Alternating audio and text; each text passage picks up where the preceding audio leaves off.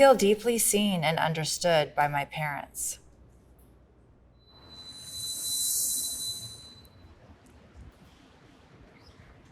I don't think my mom doesn't understand me at all, but it's just me and my mom. And to say that she deeply understands me, I don't think she does. Like, we just see things like very differently. I think that like my mom's like trying her best, and like at some degree I do get what she's saying, because if I was in her standpoint, I'd probably make some of the same decisions that she does. When we disagree, it doesn't go anywhere. It just like the fight just stays there. We have really different opinions about everything, and it makes us not really be able to like connect. If like she wasn't related to me, I feel like I would never talk to her. I used to really want a better relationship with my mom, and for a while that's all I focused about. But I just realized like some people aren't meant to connect like that, and I just like try to stay in my own path, if that makes sense. For me, it's like the complete opposite. My mom had me when she was 17, so I feel like she understands like all the like teenage struggles and like all the stuff that like, all the ways that I feel, because she went through the same thing like just so recently. Me and my mom are like, we've gotten very good at like communication and like ways to resolve arguments, and at this point I couldn't tell you the last time we got into an argument. My friend one time, she was telling me, oh, I love your top is so cute, and she was like, oh yeah, I almost wore this other top, but my mom saw me in it and she said it looked slutty. And I was like, ooh, like that's not like how you talk to your kid. I always grew up with, it was my mom, my grandma, my grandpa, and that was just our family. So like I never yearned for a dad because I had my grandpa and my grandparents are young. So it's not like something that like bothered me. Yeah, same for me. Like my dad, like he was alive when I was like littler, but like I never like had a father figure like after he died, and like I never really like felt like I needed it. Like I had like enough male role models in my life. I think I was 6 or 7 when my dad died, and my sister was like 5 or 6. My dad, he died of leukemia, cancer. Yeah. I don't miss him. Like I miss him, but I miss the person that I could have known, not the person that I did know. Knowing that I could have had a dad growing up, that's what I wanted more than actually having a dad. He tried to be involved, but he was always like so physically drained and mentally drained that he wasn't like as big as a part of my life that everybody else wanted him to be. But he was a big part of my life when I was little. When I was in kindergarten, my dad became paralyzed from the waist down because he got into a bicycle accident, and that really affected my relationship with my dad. Because, I mean, he didn't do anything wrong, but I just felt so, like, isolated. Like, whenever I went out, like, people would always just, like, look at me, like, and I just, like, hated it. Because, like, why me? It's something that took a really long time to work through, and at one point, I think it affected my relationship with my dad because I was sort of ashamed, but, like, unrightfully so, because it's like I felt so guilty for being so shameful, but I like at the end of the day that was just how I was feeling, and I didn't know how to work through it, so I just sort of like pushed it to the side, and whenever people would like bring it up to me, I just like cry.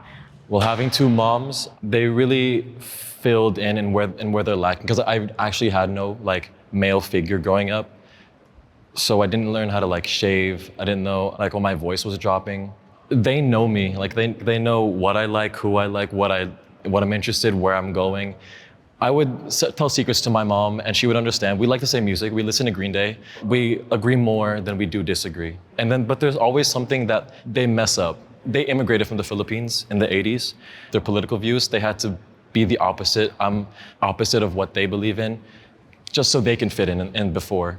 When they told me to marry a girl, I accepted it and I was fine with that. But I went with that for so long that I thought that was just me. Instead of I can't change who I am at that point, they always thought I was straight.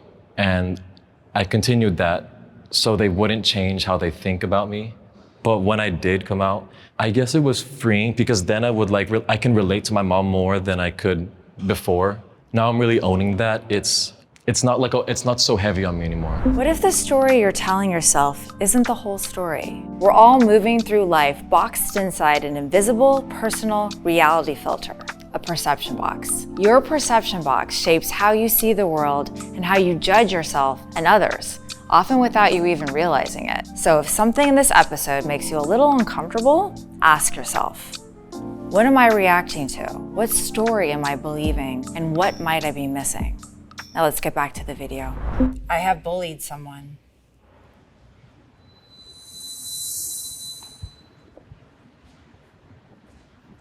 I somewhat agree because like I do bully people, not to like an extent, like a point where they would like want to like hurt themselves. Like they're like, oh my gosh, like I'm being bullied so hard, like I can't take it anymore. But like just like my friends, like I'll like bully them, but like, you know, like playful. Like, I feel like with my friends too, I feel like we're like, I wouldn't consider like we're like hating on each other, but like we're like kind of in a way like playfully bullying each other. Like someone would be like, say this, and then someone will say that, and someone would be like, oh, at least I don't got them British teeth, and then someone else would be like, at least I don't got that bowl cut of a haircut, or like something like that. The only reason why I stood on disagree is because like I do all of those same things, but I wouldn't consider those like bullying. Maybe like it's just me poking fun at my friends, and it's like more of a banter than anything else. I've been around so many bad friends, and I've had so many bad friends that it's just easier to cut them off and make new friends than try and resolve relationships that are kind of already beat down. Anytime I hear somebody talking bad about me, I try and avoid conflict, and I just stop talking to them or unadd them on social media rather than asking them why they did it. If there was like a line in between somewhat agree and disagree, that's where I would stand, because I don't think I've like really like bullied anybody, but like I bully my sister like a lot. That's why I'm standing here, because I'm so mean to my sister.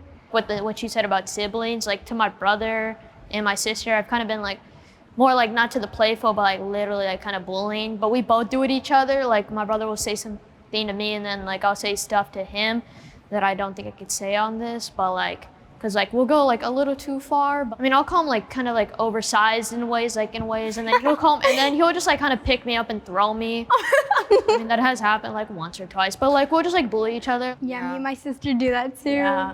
I agree, because like me and my sister, we do bully each other quite a bit. I wouldn't do it to someone else, but I would do it to her, because like it's like she wants me to like fight back, so I have to.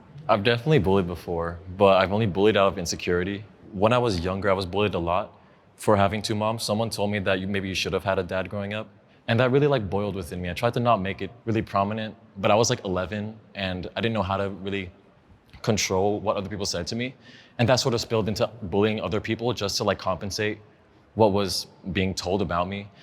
When I was growing up, I had a lot of insecurities, and the only way I can make myself feel better is if I put other people down and say like, oh, I'm on a pedestal. Like, I was a big kid back then, and I would find like people who like are bigger than me, and I would say, oh, at least I'm not like that. And I was like, I would try to like cheer myself up by putting other people down, like, I have a better haircut than them. I was just not doing as well in school, so I would blame the teacher for not really helping me, and I would like exploit that by finding little ways to like crack her down, and so to make myself feel like I'm superior than my teachers or someone else that I really didn't like. Those insecurities then went away, and I realized like, oh, that was just so nasty of me back then to just like turn my insecurities and put them in other people, and it was just like, I just got tired of being angry all the time, and I didn't really gain anything out of that.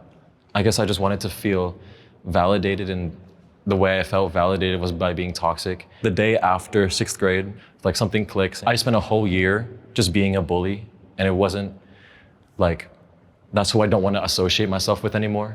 I think I sort of have like a similar experience. There's this time, I think in like 9th-ish, 8th-ish grade, there's this one girl, I have no idea, like she didn't do anything wrong. I think, again, it was like out of insecurity, because I'd like be nice to her, but like behind her back, I'd like say a lot of stuff. And I guess like this question sort of unlocked that memory, because I think I try to like sort of hide it away, because it's something I'm not proud of at all. She found out, and we were friends, and she got really upset.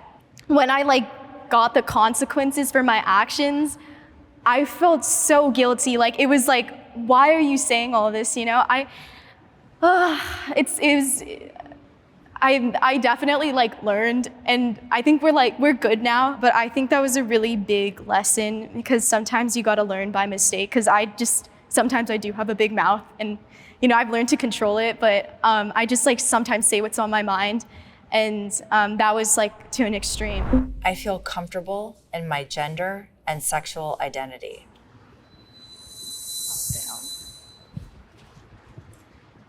I don't know, I don't really think about it too much. I just think it's just like I just sort of go with the flow and like go how like I feel, and like I feel comfortable in like who I am and what I look like, and how I present myself. Like sexual identity and like orientation like has crossed my mind, but it's just sort of like in a way where I'm like, okay, well, I just feel comfortable in the way that I am. Like I know exactly who I am, and I don't think I like ever had a doubt about it either. What do you mean like exactly who you are? Like my sexual orientation and stuff like that. Like I never had a doubt that I'm straight. Like Yeah. I don't know how to describe it. Like I always knew what I wanted. Yeah, I agree. Like, I'm very comfortable with being a female. I've never like really wanted, cause like when I think about it, I'm like I just like go pros and cons. I'm like being female is like, I don't know. Other than periods, everything is pretty good. Do you think like if instead of like straight being the norm, if we were all gay, right? And that was like the norm in society, do you think you would still be straight? Yeah. Really? Yeah, I'm boy crazy. Like I've always just liked guys. I've never wanted to be with a girl. Like, Have you ever had like a really bad experience with a guy? no. Oh, dang. I feel like I had enough questioning like for years to really solidify that I'm strongly agree. Like I'm comfortable that I'm a guy because I did question why I'm the only guy in my family who's all women. So why am I the only guy? Like I'm the only odd ones out. I had enough questioning my sexuality. Like I've been with guys and I've been with girls. I know I'm bisexual because I had experiences growing up that really helped solidify like, oh, I like this and I like this, and it helped me gain my values. I feel overwhelmed by the stress in my life.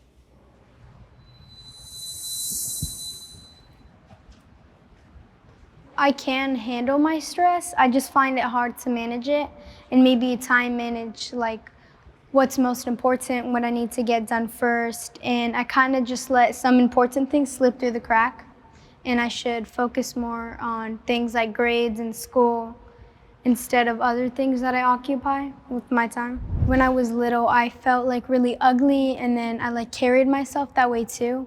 I try not to think about what other people think about me. Like, oh, if everybody thinks I'm rude, why would I try to be nice? After I realized like it doesn't matter what people say, like it made me grow, it made me like reflect. I stopped being like disrespectful and rude, and I started listening more, and I just changed. Like I flipped my grades around. Like I made a comeback because I realized like I was being in a negative mindset, and everything I was doing was like affecting the people around me in a negative way. I was just always being rude, I guess, and my grades were bad. So I realized that I wanted to like turn it all around. The only thing I'm really stressed about is just literally just sports, because like I run like 30, 20 miles a week, and I'll just do that and sleep, and I feel like I just love sleep, you know? That's what I love most about my life.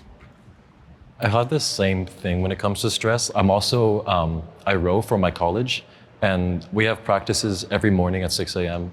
and balancing that with school, and then also, because I want to be in the film industry, also late nights of shoots and dates and like writing scripts. It's hard to balance, but it really comes in waves.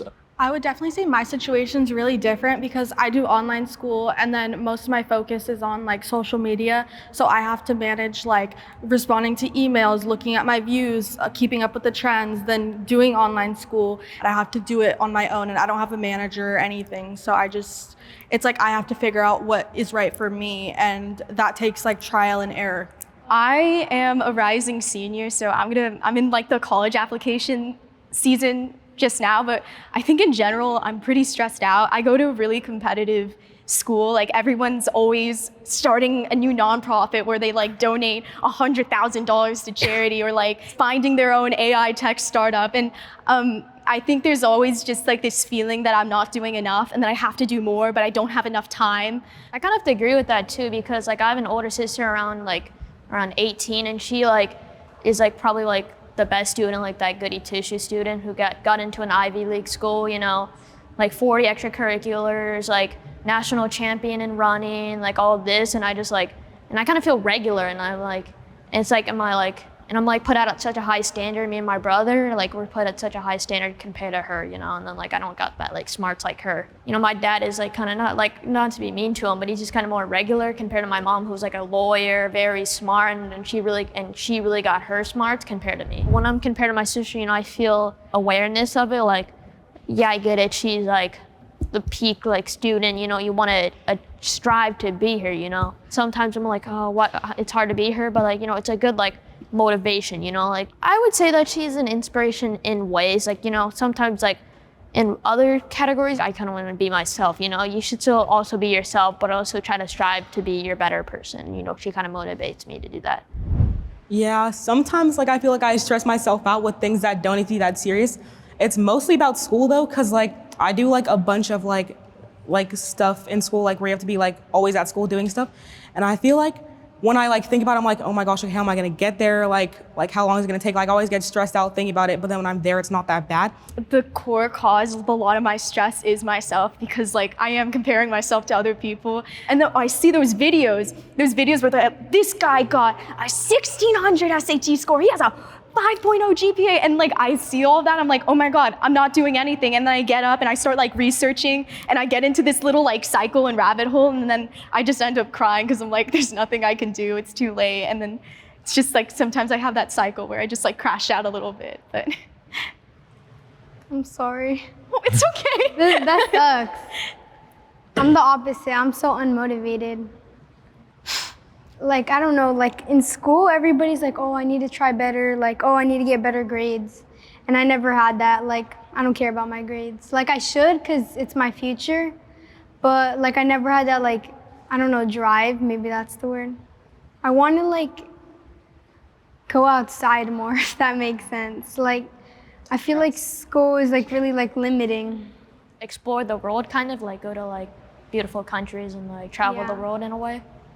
Yeah, kind of just like, I feel like school kind of like puts you in a box, you know, like it like limits you, like you have to just sit down and I kind of read and write. Yeah, I kind of agree with that. I just don't want to like, you know, live a boring 9-to-5 life, you know. I want to like, you know, I kind of want to like join the Air Force and, you know, kind of travel the world, you know, and then become a pilot after, so I could travel across the country. Yeah, I think that's like something that also like I remind myself after I have those like spiraling crash outs, is that there's like, we only have like one life, right? Yeah. And there's so much life to live, and it's not gonna end like, I mean, it might, but you know, it's like likely not gonna end like right now. So like, you know, like pursue what you wanna do, because you only have like one chance to do it, right? I feel like right now everything is super messy. It's super divisive. People are just like fighting with each other. And I think with my background in acting, I have the ability to understand others and listen to others more. And my generation as a whole, I think we can contribute to that as well. People are way more willing to listen in our generation than I feel like the current leaders. And I have hope that I can contribute, but also I think we could just create a better environment altogether. What if you never had to worry about what anyone else thought of you? What would that feel like? Hit the link below for perception box questions that invite you to zoom out, soften up, and see things a little bit differently. Hey. Bring it in, guys. We're mahogany. Teenagers. Oh, this is not awkward. Oh, yay. Oh. Team on me, team on three. 1, 2, 3. Teenagers. Cool.